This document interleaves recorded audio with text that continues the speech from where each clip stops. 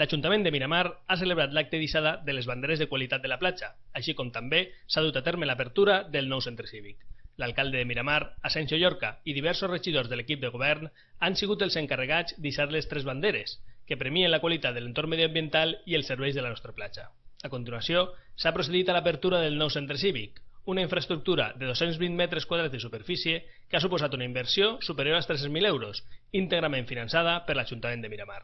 El nou centre cívic, obert diàriament de 17 a 20 hores, acull temporalment una exposició de pintures i maquetes de barcos a càrrec de l'artista López Roger.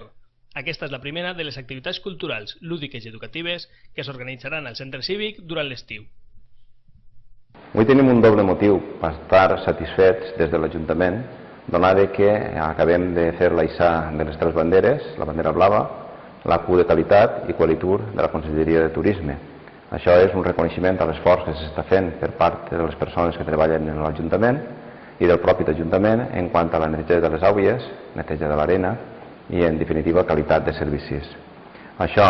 junt a l'apertura que hem fet d'aquest centre cívic que hem posat a disposició de les persones, unes instal·lacions noves i modernes, on podran trobar els servicis més essencials, com són la policia local, com és la Guàrdia Civil, una sala d'estudi, una sala de reunions, la Creu Roja